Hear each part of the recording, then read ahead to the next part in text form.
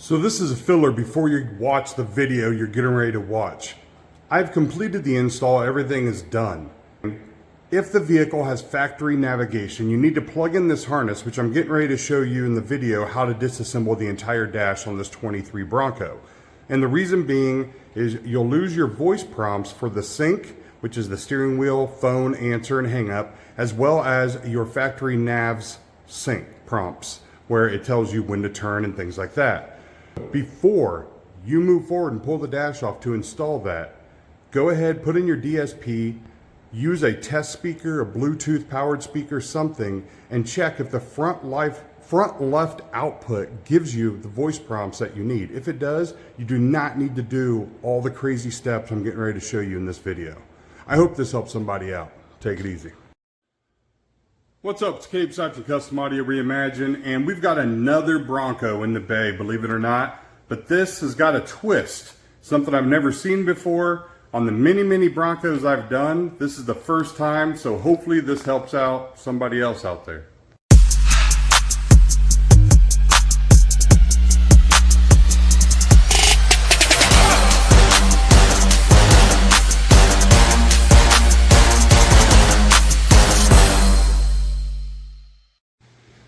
So the vehicle I'm referring to is this beautiful 2023 Ford Bronco Wild Tracks.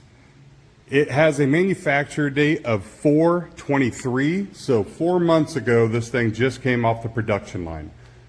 He was getting a 5-channel amplifier, the sub on the back door, all new kicker speakers, and the Access DSP to interface into the base audio system. This does not have the B&O, but it does have the sub delete, which is just a ridiculous thing that Ford's doing, where they put the sub enclosure in the back. The sub has no motor, no basket, and the amplifier is literally an empty box. And if you want to know what I mean, this is out of that vehicle. The first kind of funny thing gives you the giggles. That speaker, how bouncy it is, because it has no suspension. There's no motor, there's nothing. It's just a cone. So it's like a passive radiator, but there's wires going to it, but the wires go nowhere. There's nothing in there electrical. There's a harness there, and then there's actually a harness that plugs into the amp on this side in the vehicle. But if we put a light on the back side, you can see that it is a completely empty case. There is no electronics in here. This is just some dog and pony show that Ford's doing because they ran out of parts, so they call this the sub delete, which basically means you've got a Bronco without premium sound. So I've done so many of these Broncos that it's just kind of an autopilot. I know exactly where I'm going to go, what I'm going to do, how I'm going to pull it apart, how the wires are going to be ran. It's very simple how I'm going to do this. So when I got the Access DSP FD3 interface and I opened up the box to get the harness prepped and ready, I noticed something different that I've never seen before. So here we have the interface. There's the model. And this is what you would expect to get out of it is the plugs, the T-harness, the interface, the bass knob. So this plugs into the module that's right behind the heating controls where, you always do it. Here's the other side of the plug, you got your RCA outs. It's all standard. But in my box was this harness, which I've never seen before. And like I said, I've done many of these, so this was really confusing. So I went through the instructions. There's no mention of this harness. It's not listed as one of the components. So I called Access and I spoke to them, and the first tech was misinformed. He told me that I didn't need this, that this was supposed to be put in an FD2 interface box, and it must have mistakenly got put in here. Come to find out later that he was incorrect, that this actually has been added to this kit, but they forgot to upgrade the instructions. So there's no instructions for this harness, and this is why I'm hoping this video will help if anybody else is in this situation, because if you don't use this, it could really make you upset, especially with your new Bronco. So where that harness goes is behind the screen, and what it's doing is basically going right between the screen, copying wire for wire. But you'll notice this front left speaker output. So it's a solid white and white with black stripe. But on the interfaces harness, there's actually a part that has an orange wire that goes to the bass knob. And on that same harness right here is a white with white and black. And I've extended it because I need to extend it out. But that is where this hooks into. So you tie the white and white with black to the white with black on that harness. And the reason being is because of all the chip shortages and all the weird stuff that they're having to do. So Ford quit adding factory navigation to the 22 Ford Broncos because they ran out of chips. They have reinstated the factory navigation under the Sync 4 module. Unfortunately, it looks like they started using maybe the same system from the F-150s or whatever they're doing, but it requires this now. So the 21, I've done 21s with the navigation and never had to do any of this. So I'm assuming this is just part of a new 23 and up, because in 22, there wasn't a navigation option. So in the instructions, I'm hoping when they add the instructions that they point that out, that this is more than likely for 23 and up Ford Broncos with factory navigation.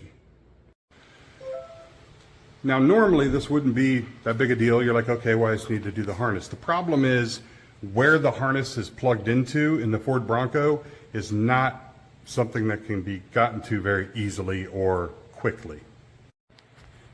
In order to get to where we need to be, which is behind that screen, we're going to have to remove the entire upper dash. We're going to have to you have to remove the lower, which mine's already removed because that is where we interface with the T-harness. But that has to be removed. This center section has to be removed. The end caps have to be removed on both sides. And then the passenger airbag and entire center has to be removed so that you can then take the 4 screws out of the screen, drop it, and behind that is going to be the module where you're going to plug your harness in. Then you'll drop your white and white with black stripe down to there so you can tie it into the interfaces harness. Now, the reason for this and why you have to do all this extra work that I've never had to do on a Bronco before, and honestly, I didn't quote for, so I'm actually going to lose some money on this job because I was not aware of this, is this does the outputs, the prompts. So what this is doing is, this is the voice prompts coming from the navigation and the sync system. So when it says turn left at the next exit, it's coming through these leads, and we're feeding it down to the Axis interface. So then the interface will be able to do the proper handoff where it can mute the audio output and then play that prompt through the front left speaker. If you don't care about voice prompts for the factory navigation system, you would think, I don't even need to do this, I'm not going to, which is what I was going to do because my customer said he'll use Apple CarPlay navigation. He didn't really care about the factory prompts. Unfortunately, come to find out, this also handles all the sync prompts. So on your steering wheel, when you do the answer and the hang up and push the button and you can speak to the sync system, you wouldn't hear anything if we don't do this. So we're going to have to do it, and I'm going to go ahead and start on it, and I will try my best to show you and walk you through how to take the dash off. It's a lot of work, and if you're not like a shop, if you're just doing it in your garage or don't have the proper tools, I probably wouldn't suggest it because you could easily damage something, and it's a brand new vehicle, so I'm sure it's not easy to get things replaced. But let's go ahead and get into it. Now, unfortunately, my interior LED light that spanned across the vehicles, I have yet to find one that lasts. So I have this light, so it's kind of spotty, but first thing you're going to need to get is a nice pry tool. You need to pop up the center cavity right here. So you're going to go underneath there, pop that right up.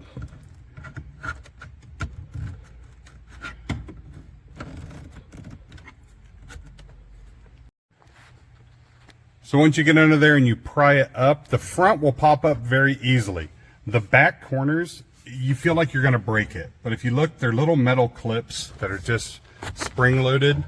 But this is being such a new vehicle, I mean, it kind of worried me because I thought it was going to break. I had to put so much force lifting.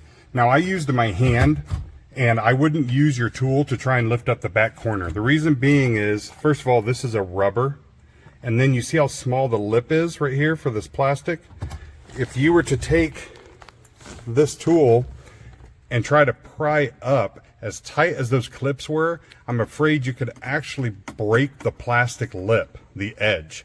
So instead, just use your hands, work them under there. This is why I have a gross thumbnail, because sometimes I just got to be able to get in there and lift up, because then I could control if I thought it was going to break. So once you get that done, you're going to go ahead and unplug the harness and remove this section. The next step is inside the cavity you just removed. Try to get it where you can see. You're going to remove that T20. So that's next. Get that out of there. So the next step is going to be 7 millimeters right there. And there's going to be another one down on the other corner. And now we're going to pull this one out on this side. Then you're going to switch over to a T30. And you need to remove the 4 screws on the end of this side of the dash and on the other side. Let's go ahead and see if I can do this while holding the camera. Get you some action shots. Isn't that exciting? Action shots. Once you have the handle off, you're going to go back to your T20 and you're going to have 2 silver screws right up here that you're going to remove, which I've already loosened them. Because I want to show you when you take them out, it's a capper. So you see that plastic piece is a cap. And then you pull this one out. And you'll end up with this little cap right here. Just leave that as it is. I mean, you could pull it out, but there's no point in trying to maybe actually breaking it. When we pull the dash off, this will be pulled straight out and then that'll fall. So now we need to go do the other side as well. Okay, so now once both sides have been removed and you've taken out your T20 Torx, what we have left is underneath. We need to use our panel removal tool, pop off those caps, and there should be 7 millimeters under there that we need to remove. So now we have the 3 7 millimeters under there removed. We have the 2 T20 Torx on each end cap removed. We've taken the 4 T30s off of each handle and removed the handles. We've removed the 7 millimeter that's up by the speaker on both sides. And we removed the T20 that's right there in the center behind the first panel we removed. At this point, I should be able to grab and just pull straight out and remove this whole upper section. So I'm going to go ahead and pull and remove the upper dash. If I can't do it while I'm recording, I'm not going to damage a customer's car to try and get it on video, but let me see how hard it is for this to come out. Pull that, and then this side, pull that, and that little end cap should fall. Actually, did it stay on this side? Yeah, it stayed in. On the other side, it fell. So then you want to be careful getting out because the end cap fell. It's right there. You don't want to step on it and break it. But that's the top half removed. Now the next step would be to remove the lower half here, which I've already done because this is how we would do a standard audio install. If it didn't have the navigation, we wouldn't be doing all this. But down here, it's pretty basic. I have this completely moved out of the way because we're doing amplifier, DSP, and I like to have all the room I need because right down there, there's plenty of room to store the DSP module. I mean, you can hide a lot of things down there. So keep that in mind if you're doing a big system, passive crossovers. A lot of things will fit down there and it'll be underneath the console. But normally you would have your heating controls right here. There's a little plastic panel. You just put your pry tool, pop it down, then you'll pull straight out. Do not pull down, do not pull at an angle. It's got 2 tabs that are going straight back. You'll break them if you come down at an angle and you'll stretch and stress it. So you just pull straight out and that little piece will wedge out of there. Then the heating controls, you're going to drop your glove box. There's going to be a 7 millimeter there. And then you're going to drop this panel right here. And there's a 7 millimeter there. Then you just grab the heating controls and pull straight out. And you don't have to take them out. You can put a towel down and just set them down if you're not going to be going into all this. But if you're going to be doing this, go ahead and unplug it, remove it. So then you have access to this module to plug in your T-harness. So now that I have all that out, the next step is to remove this trim piece that runs across here, which involves underneath, we've got some screws that we need to get out of here and a couple other things. So what we have is a 7mm right here. And then down here, I believe we have more 7mm. Yes. 7mm there, 7mm there, and one there. Normally there's covers. His does not have the covers on it. So I'm not sure if they just forgot the covers at the factory. But this is a 23, but there are no covers. But we need to take out those 3 7mm and this 7mm. Okay, so once the center section there has been removed, you're going to have a 7mm on this end, 7mm there, another one there, and if we go across underneath, looks like we have 7mm up underneath. So right there's another 7mm, there's a 7mm. So going around the perimeter, got to remove the 7mm for the center section here. So now that the 7mm are removed, which I'll show you again, it's one there, one there, one over here on the side, and then underneath you've got one right there and one right there. Once those are removed, we can't pull this out yet because the airbag. So the airbag is behind that panel. So you have to drop the glove box, which is just a matter of pushing in on the sides, these little locks. So you'll just push in, drop the glove box down. If you look underneath, that yellow plug right there, that's your airbag harness. You're going to want to unplug that so you don't damage the harness. And then you'll see those 2 bolts right above the yellow harness. Those need to be removed, and there's going to be 2 more up above that need to be removed. So we have those 2, and then right there, those 2 buried back there. Once we have that harness unplugged and those 4 bolts removed, we should be able to pull that entire dash out with the airbag and set it to the side. So the harness has been unplugged. The 4 8mm bolts have been removed. So at this point, I should be able to pull straight out on this panel. So I'll grab this edge and pull straight out and remove this entire section. I can't do it while I'm holding the camera, so we'll go ahead and just jump to the next scene. Okay, so luckily I don't have to buy this Bronco. Panel came out. So here's what it looks like, and there's the airbag. And when you're going to do a disassembly like this, make sure you have like a clean table, a nice area to be able to set the things down. Like I label all the pockets, you know, where the screws came from. Just if you're just throwing it around your shop or setting it on the floor, that's not a good look. But everything is out, so now we can check out the dash and see what needs to happen to get this screen out.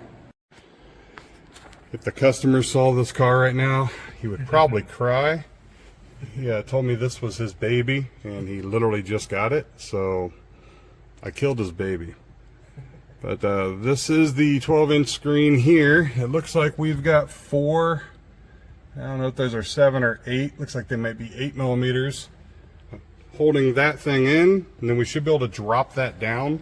But first we're going to go ahead and go get a towel so we can protect it. We don't want to set that screen down or have it flop. I'm not really sure how it's going to be able to set in place or how long the harness is. So I'll show that here in a second.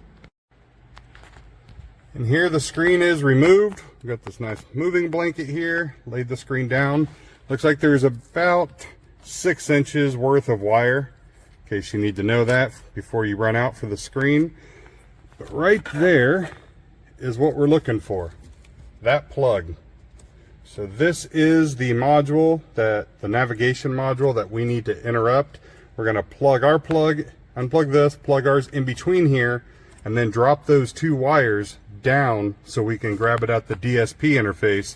Then we're going to put all this back together before we move on to anything else. So we have the plug plugged in. So there's the new plug. I looped it around and put the original plug back there. There's a little hole right there, kind of tucked it in there. And then this is the speaker wire that we have to add. I'm going to run it down with the factory lead down to the DSP. So all of this work was for that right there. I wish I could say it was worth it. but really it wasn't. But that's what needs to be done if you want to keep your voice prompts from your factory navigation and the voice prompts from the sync system. So I'm now going to go ahead and reverse everything I did and get this thing back together so I can move on with originally what I thought I was going to be doing and get the DSP started and get that stuff ran. So I've done a lot of these Broncos, and this is the first time I've came across this. So I hope this video might have helped somebody out there, an installer. It is a lot of screws and some delicate snaps and plastic pieces. So you just need to make sure you have a facility, make sure you have a clean area, a table ready to accept all the parts, and take your time. And it's not that bad. It's just a lot for 2 wires. It's kind of crazy, but I did not see this on the 21s. In 22, they didn't offer navigation because of the chip shortage. So I believe this is only going to pertain to 23 and up with the factory nav. And that's because this is the same system that's in the F-150. So if you've done a 2022 F-150 using the FD2 interface, then this is the same thing. It's just they've done it in the Bronco. So now we're having to add this, or you'll lose all those prompts from your sync and from your navigation. So hopefully this helps somebody out. I need to get back to buttoning this thing up. Maybe I'll show some glamour shots at the end of the video. I'm Cape Sipes. Take it easy.